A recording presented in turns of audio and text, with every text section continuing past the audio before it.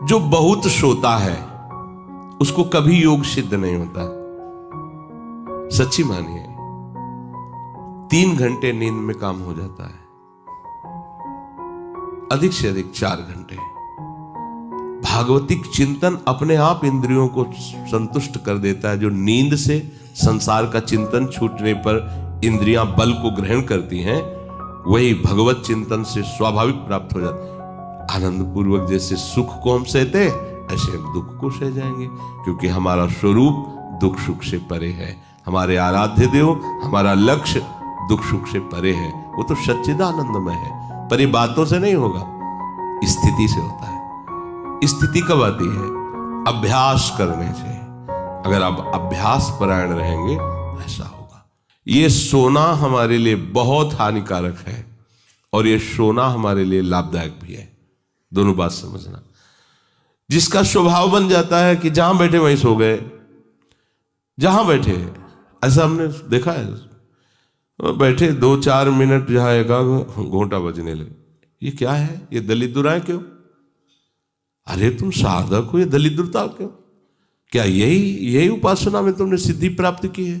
जहां बैठ जाओ वहां तुम लड़खड़ा गए, लार बहने लगी, सोने लगे, घोटा बजने लगे। ये दलिद्रता है, ये तमोगुणी है। ऐसा नहीं। एक बार नींद को समय दिया है, 3 घंटे 4 घंटे, आ जाए तो आ जाए, नहीं उसको निमंत्रण नहीं देना, राधा राधा राधा, और जग कर फिर वैसे ही अपनी दिनचर्या। कोई भी फर्क नहीं पड़ना। आप अभ्यास कीजिए, कोई फर्क नहीं पड़ेगा। कई दिन बराबर जगने पर भी आपकी दिनचर्या पे कोई फर्क नहीं पड़ेगा। जो अपना स्वभाव बिगाड़ रहे हैं वो अपना नाश कर रहे हैं। अधिक पड़े हैं, सो रहे हैं, ये ठीक बात नहीं है। बार बार जो अधिक पड़े रह करके सोने का अभ्यास किए हैं, वो कहीं भी रहे, उनको बार बार नींद सताएगी। पड़े रहने में जिनको सुखानुभूति हो रही, सोने में जिनको सुखानुभूति हो रही, वो भजन क्या करेंगे? जो ज्यादा नींद लेते हैं उनकी गाढ़ नींद कभी नहीं होती है। मतलब अब सो चुके, छक गए, ऐसा नहीं आएगा। उनको बहुत प्रकार से विघ्न पड़ने लगते हैं, स्वप्न आदि आने लगते हैं, नींद का स्वरूप लंबा हो जाता है, 10 घंटे 12 घंटे। हमको एक ने बताया था कि हम केवल भोजन के लिए उठते हैं और अपने कमरे में ही पड़े रहते हैं, 18 घंटे वो सोते हैं। वह क्या जीवन आपका है? ये जीवन है? सोना बहुत हानिकारक है। अरे हम परमार्थ के पति के जितनी बार नाम जप कर लिए वो हमारे बैंक में जमा हो गया। सो के क्या बर्बाद करना है? 3 घंटे 4 घंटे, इसके 5-6 घंटे वो उनके लिए है जो बहुत श्रम परायण है, परिश्रम करते हैं शरीर से, साधक के लिए नहीं। 3 घंटे पर्याप्त है। आप अभ्यास करके तो देखिए, 3 घंटे में आपको बिल्कुल 24 घंटे के लिए तृप्ति मिल जाएगी। हाँ बिल्कुल ठीक है, अभ्यास कर लीजिए। दिन में लेटे रहने पर भी 1 मिनट नींद नहीं। अभ्यास कीजिए। अभ्यास अमृत है और अभ्यास ही मृत्यु है। आपने जैसा अभ्यास कर लिया, अमृत का अभ्यास किया तो अमृत है, और मृत्यु का अभ्यास किया तो मृत्यु है। भोगों का अभ्यास करना, सोने का अभ्यास करना, प्रपंच में अधिक रुचि रखना, ये सब मृत्यु है। नामामृत, लीलामृत, रूपामृत, धामामृत, इसका अभ्यास करो, अमृत है ये। शरीर उसका बहुत सोने पर भी आलस्य से भरा रहेगा। आलस्य के कारण वो भजन में जे ही बैठेगा 2-4 मिनट में ही माला छूट जाएगा और नींद आ जाएगी। ऐसा दर्शन होता है। वो बहुत कोशिश करते हैं, बस ऐसे हो जाते। ये कैसे हो गया? तुम्हारा क्या अभ्यास है? ऐसे कैसे कोई हम पे ऐसे कैसे हावी हो सकता है? कोई हमारे ऊपर ऐसा कैसे शासन कर सकता है? चाहे नींद हो या काम हो या क्रोध हो, आप क्या हो? आप समझो, आप भगवान के अंश हो और आप इतना अधीन होते चले जा रहे हैं शरीर के। सत्संग हो रहा है, आप मुंह बगाड़ के सो रहे हैं। कीर्तन हो रहा है, आपको झटके नींद के आ रहे। धिक्कार है आपको जीवन को। आप साधक हो, आप उपासक हो, ये क्या हो रहा है? जहां आपको संपूर्णतया सावधान होकर चैतन्य रहना है, वो आप सो रहे हो। कैसी आपकी दिनचर्या, कैसी आपकी साधना है? आप हो क्या? विचार करना चाहिए। डांटने की विषय नहीं है, कोई तुम्हें जगाए विषय नहीं है। भगवत कृपा से जीवन में कभी अलार्म नहीं बजाया, कि हमको इतने बजे उठना है, पता नहीं उठ पाए कि ना उठ पाए। अभ्यास योग युक्त चेतसा नान्यगामिना, ऐसी स्थिति हो कि हम उठ ना पाए तो बात अलग की है। नहीं, बख्शना नहीं इस शरीर को, अब भाई हमें चलो हम नहीं आ रहे, ऐसा नहीं। अगर सांस है, दम है, बिल्कुल इसको बख्शना नहीं। हम केवल आपको उपदेश नहीं कर रहे, बख्शना नहीं। शरीर के प्रति इतना प्यार नहीं दिखाना कि वो हमारे प्यारे से हमको दूर कर दे, ऐसा नहीं। ये जड़ वस्तु है, ये चैतन्य नहीं है। तुमसे ये चैतन्य है, तुम अपनी चैतन्यता को समझो, इसके अधीन हो रहे हो। ये तो बहुत बुरा लगता है जब कोई साधक सत्संग में या माला लेकर भजन करने में या पाठ करने में सो रहा है, तब लगता है। ग्रंथ सामने खोला है, थोड़ा पाठ कर ऐसे ऐसे। एक जगह दर्शन किया, दर्शन कर ले जाते थे, वो भागवत का स्वाद है। वो श्री जी के सामने भागवत पढ़ते पढ़ते नाक और माथा पूरी भागवत में रख दिया, और 2500 लोग आ जा रहे हैं ऐसे। तो उनको जैसे कहते पंडित जी श्री हरिवंश, हाँ हाँ श्री हरिवंश। अब ये हो क्या रहा है, ये क्या हो रहा है? अगर आपके अंदर नींद है तो आप चैन से 1-2 घंटे सो लिए दीजिए और फिर बैठिए, चैतन्य होकर बैठिए। ये अपमान है शास्त्रों का। आप चैतन्य घन प्रभु के वचन पढ़ रहे हैं, आपको नींद आ रही, प्रभु की चर्चा हो रही, आपको नींद आ रही। कभी विषय चर्चा में आपको नींद आई? कभी फिल्म देखने में नींद आई? नौटंकी नाटक देखने में? रिश्ते नातेदारों से बात करने में? रिश्ते नातेदारों, आपका लड़का विदेश में रह रहा हो, उसकी कोई बात बता रहा हो, आपको नींद आएगी? नहीं आएगी। लेकिन अपने परम प्राण स्वरूप आत्म स्वरूप श्री प्रियालाल की चर्चा हो रही, आपको नींद आ रही है। अब हो क्या हो, जरा विचार करके देखिए।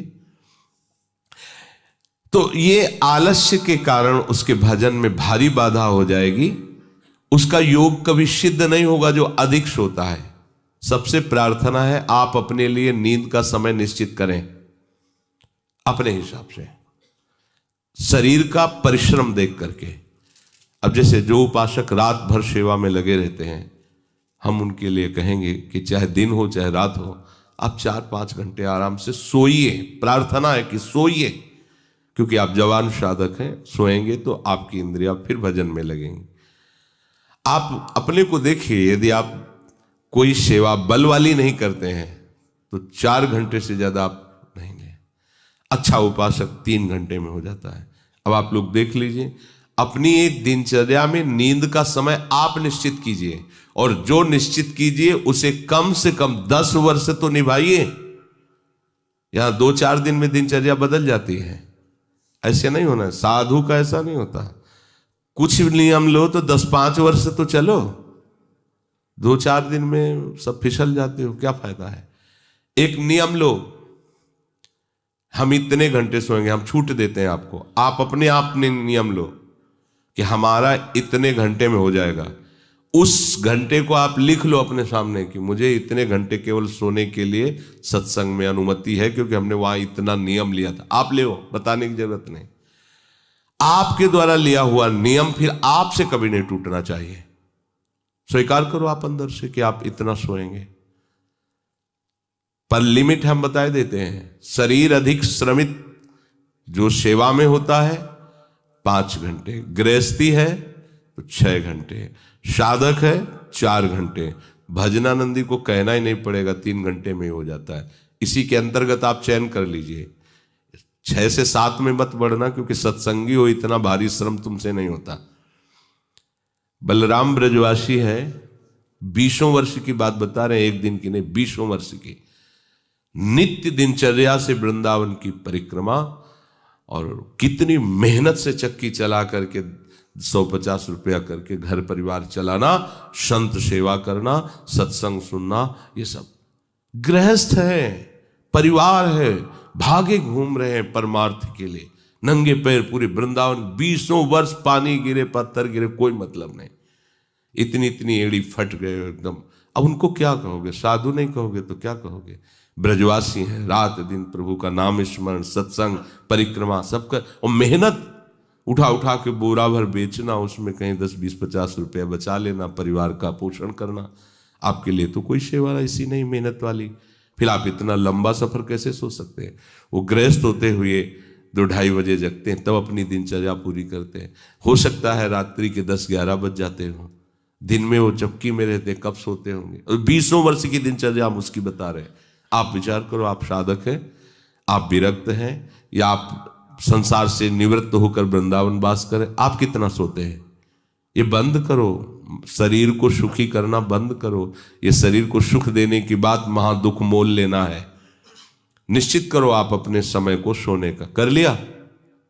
कर लिया? हाँ, अपना समय निश्चित करो। जो समय निश्चित किया हो, 4 घंटे, 5 घंटे, 6 घंटे, ये धाम है, यहां झूठ नहीं चलेगा। अगर 6 घंटे निश्चित किया तो 6.25 घंटे नहीं होना चाहिए।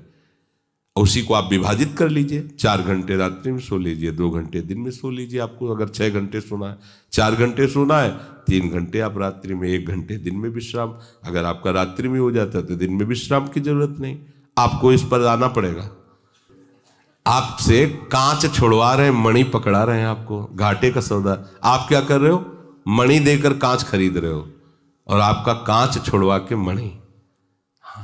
इंद्रनील मणि श्याम मनोहर 7 कुंभ तन गोरी, इनके समीप चलना है, इनकी जूठन पाना है, इनके साथ खेलना है। ये सौभाग्य प्राप्त करने के लिए जो असत धारणाएं हैं उनको मिटाना होगा।